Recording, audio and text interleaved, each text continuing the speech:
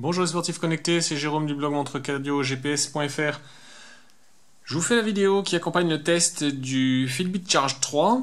Alors c'est la nouvelle version du best-seller de Fitbit, de son bracelet connecté vendu à des millions d'exemplaires. Et on remarque tout de suite qu'il ressemble beaucoup au Charge 2, mais il y a plusieurs améliorations notables qui font qu'en fait c'est une bien meilleure version à utiliser. Alors, pendant que j'essaye d'enlever le bracelet, vous pouvez tout de suite mettre un j'aime sur la vidéo et éventuellement, sinon, attendre la fin de la vidéo pour voir si elle répond vraiment à ce que vous attendiez de voir. Alors voilà, le Charge 3, en termes de hardware, il y a deux changements visibles qui sont la première, l'écran qui est 40% plus grand.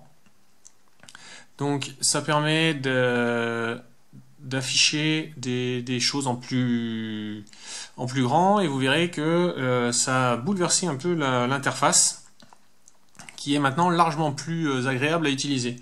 Et la deuxième chose, c'est bien la disparition du bouton qu'il y avait ici, mais qui a été remplacé par un bouton virtuel. Et vous voyez qu'en fait, il suffit de presser le bracelet entre les doigts pour que ça active l'écran, ou bien que ça agisse comme fonction retour.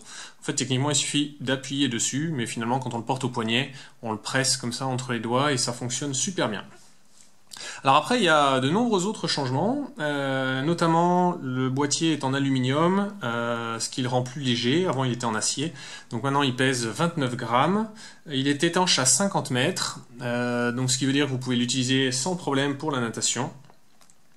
Les bracelets sont équipés d'un système de détache rapide qui est propre à Fitbit et qui est super efficace. En fait, on appuie sur le petit bouton là, il suffit de tirer, et voilà. Donc le bracelet est livré, le Charge 3 est livré avec deux longueurs de bracelet, une longueur S et une longueur L, vous voyez, qui rajoute 3-4 cm. Et puis ici j'ai bien sûr d'autres bracelets avec moi, donc par exemple ce blanc qui est une version sport avec des trous. Ensuite, l'autonomie est passée de 5 jours à maintenant 7 jours. Et ça, je l'ai vérifié dans mon test. Je vous mets le lien de toute façon du test dans la description. 7 jours, ça veut dire que vraiment, quelle que soit l'activité physique que vous pratiquiez, normalement, vous ne devriez pas avoir à la recharger plus qu'une fois par semaine. Et là, je pense qu'on arrive à ce qui est vraiment très appréciable, c'est-à-dire que c'est plus une contrainte de devoir recharger son bracelet connecté tous les 2 jours ou quelque chose comme ça. Et puis enfin, ce qui est le plus agréable, c'est en fait la modification de l'interface, puisque la Fitbit s'est rapprochée de ce qu'il faisait sur ses montres connectées. Donc maintenant, en fait, il suffit de glisser du haut vers le bas pour accéder aux notifications. Ensuite, donc on peut revenir au menu comme ça. On glisse du bas vers le haut pour accéder aux statistiques de la journée. Et puis on glisse, et ça c'est nouveau, de la droite vers la gauche pour accéder à différents widgets, on les appelle ça des applications. Donc par exemple le sport et différentes choses qu'on verra dans les fonctions connectées, chronomètre, compte à rebours également, les alarmes, widget météo et quelques paramètres. Et ça, en fait, c'est parce que c'est possible grâce à l'écran tactile. Avant, dans le Charge 2, c'était un écran qui détectait juste quand on touche. Là, maintenant, c'est un écran qui détecte également les slides. Donc, on peut comme ça tirer des panneaux, les ranger. C'est super réactif, ça fonctionne super bien. Alors, il n'y a toujours pas de GPS embarqué. Il y a bien un capteur cardio optique au dos. L'emplacement pour le chargeur qui est toujours un chargeur à pince, mais pas de GPS. Donc c'est-à-dire qu'il faudra toujours emporter un smartphone connecté en Bluetooth pour profiter des fonctionnalités du GPS. Ensuite, il y a une édition spéciale qui embarque une puce NFC qui permet de faire des paiements sans contact.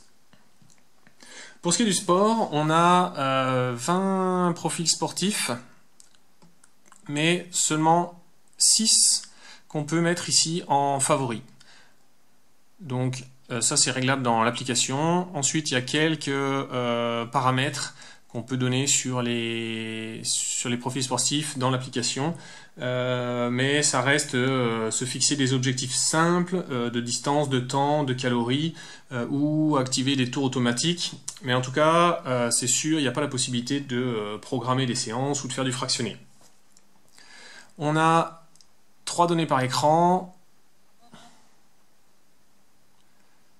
Voilà, donc là j'ai un tour automatique, pas de GPS.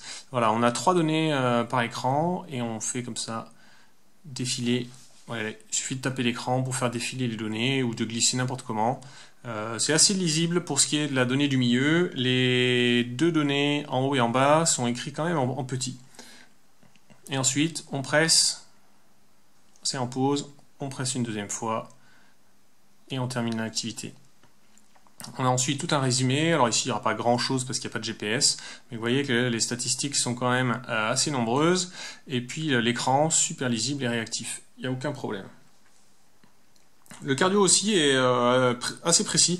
En fait, il est tout aussi précis que le cardio optique de n'importe quelle montre GPS, que ce soit une Garmin ou autre. Là-dessus, vous pourrez aller sur le blog si vous voulez voir plus de détails sur des courbes. On passe maintenant au suivi d'activité, parce qu'en fait c'est ce qui fait la force de Fitbit, hein, c'est son segment historique.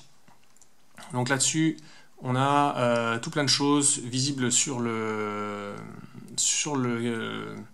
bracelet directement, le nombre de pas, la fréquence cardiaque, la distance, le nombre de calories, le nombre d'étages, le nombre de minutes d'activité, le sommeil.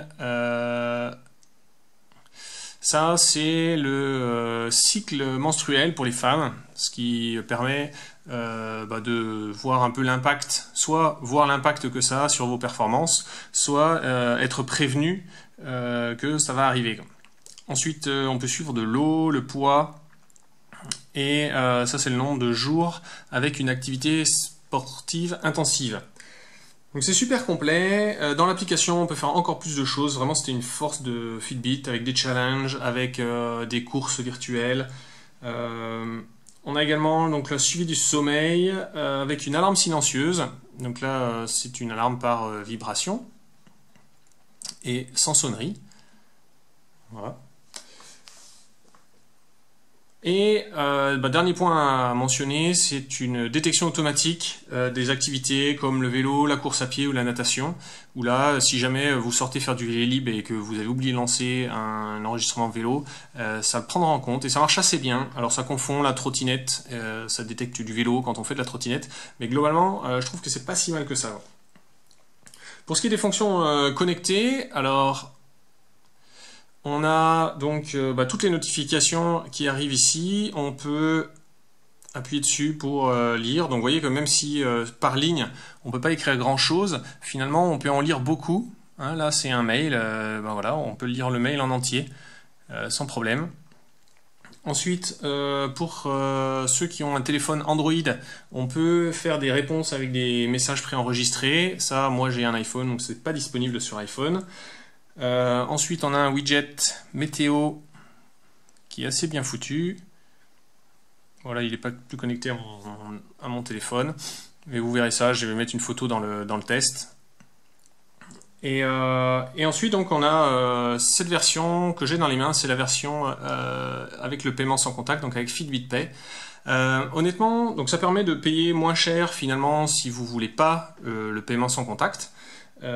Puisqu'il y a une différence de 20 €, donc ça fait toujours 20 € économisés si c'est quelque chose qui vous intéressait pas.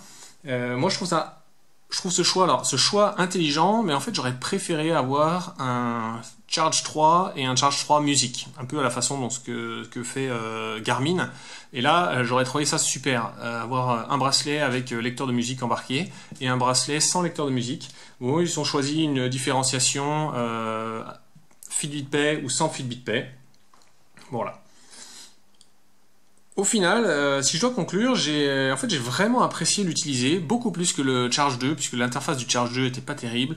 Je pense la même chose de l'interface des Vivo Smart de Garmin. Là, je trouve que un vrai bel écran, alors même si c'est un écran noir et blanc, hein, mais un vrai écran tactile super réactif, avec du coup des menus qui sont accessibles super facilement. Ça rend en fait ce bracelet très très appréciable, vraiment on apprécie à l'utiliser.